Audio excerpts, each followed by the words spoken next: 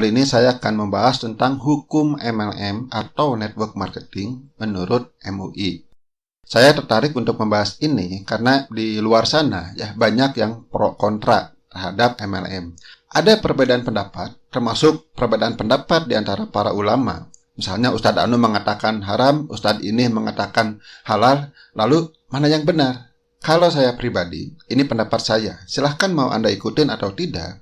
Saya lebih memilih untuk merujuk kepada lembaga yang memiliki otoritas tertinggi. Dalam hal ini berkaitan dengan hukum Islam di Indonesia, yaitu MUI.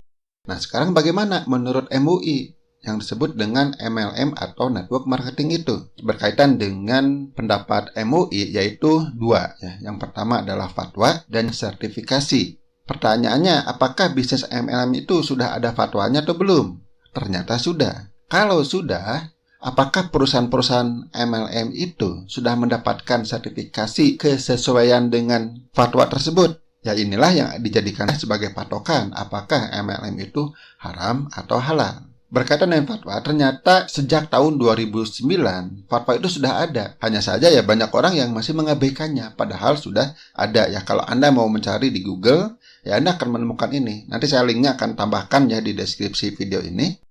Nah ini fatwanya, yaitu nomor 75 DSN MUI /7 tahun 2009. Nah DSN itu adalah Dewan Syariah Nasional. Oke, jadi yang mengeluarkan fatwa ini adalah Dewan Syariah Nasional. Artinya seluruh Indonesia, bukan hanya di provinsi tertentu atau perorangan, bukan. Tapi ini Dewan Syariah Nasional MUI. Di sini disebutkan pedoman penjualan langsung berjenjang. Artinya yang namanya penjualan langsung berjenjang, apapun namanya, apakah dinamakan MLM, Network Marketing, atau mereka mencari nama yang lainnya. Ya banyak orang yang menawarkan peluang, saya bukan MLM, tapi mereka berjenjang. Ya artinya harus mengikuti fatwa ini. Kalau berjenjang, artinya Anda gabung, kemudian Anda bisa mengajak lagi, yang Anda ajak bisa mengajak lagi. Itulah yang disebut dengan berjenjang. Silakan Anda pelajari ya di sini. Saya tidak akan membahas satu persatu ya tentang menimbang dan sebagainya. Kemudian nah di sini ada dasar-dasar hukumnya ya, baik dari Al-Qur'an. Di bawah juga ada dibahas dari hadis Rasulullah. Mereka tidak lepas juga dari kaidah fikih. Nah, di sini ternyata ada ya peraturan-peraturan dari kementerian tentang kegiatan usaha penjualan berjenjang yang tahun 2000. Nah, kalau nggak salah ini sudah ada yang tahun 2019. Silahkan Anda cari. Nah, ini ketentuan umumnya ya. Nah, ya ini mah lebih ke definisi. Nah, di sini ketentuan hukumnya. Ada 12 ketentuan hukum di sini. Silahkan Anda bisa baca satu persatu lebih detail ya. Nah, termasuk di sini yang seringkali ditudingkan terhadap MLM yaitu adanya goror, maisir, riba, doror, dzulm, dan maksiat. Jadi perusahaan MLM yang sesuai syariah itu tidak mengandung goror, maisir, riba, doror, dzulm, dan maksiat. Ya tidak boleh. Kemudian tidak boleh ada harga yang berlebihan. Komisi bentuknya harus berdasarkan dengan prestasi kerja. Ya ini jelas. Kemudian bonus diberikan harus sesuai dengan target penjualan. Nah, target itu ya normal, hal yang wajar, hal yang dibolehkan. Tidak boleh ada komisi bonus secara pasif diperoleh secara reguler tanpa melakukan pembinaan dan atau penjualan barang dan jasa. Jadi harus ada pembinaan, harus ada penjualan, baik barang maupun jasa. Kemudian tidak ada eksploitasi. Nah ini seremonialnya juga harus tidak bertentangan dengan akidah, syariah, dan akhlak. Ya tidak boleh syirik, kultus, maksiat, dan sebagainya. Jelas di sini tidak melakukan kegiatan money game.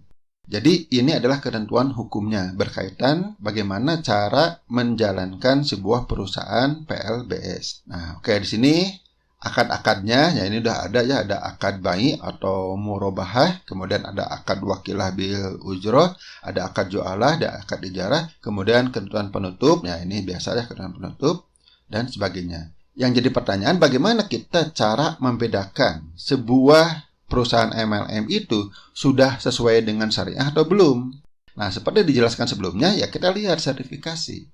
Kalau hanya berdasarkan ngaku-ngaku, ya semua orang bisa ngaku. Nih, perusahaan saya sudah sesuai dengan syariah. Semua orang bisa ngaku. Untuk memastikannya, ya kita harus kembali merujuk ke MUI, yaitu sertifikasi. Jadi, MUI pun mengeluarkan sertifikat. Apakah sebuah perusahaan itu sudah sesuai dengan fatwa ini atau belum? Jika sudah sesuai, ya mereka akan mengeluarkan sertifikat. Anda bisa buka website TSN MUI, ada perusahaan-perusahaan yang sudah mendapatkan sertifikat dari MUI. Nah, di sini banyak ya perusahaannya, macam-macam perusahaan. Cuma karena kita sedang membahas MLM atau penjualan langsung berjenjang, ya saya akan fokus di sini saja. Nah, di sini ternyata sudah ada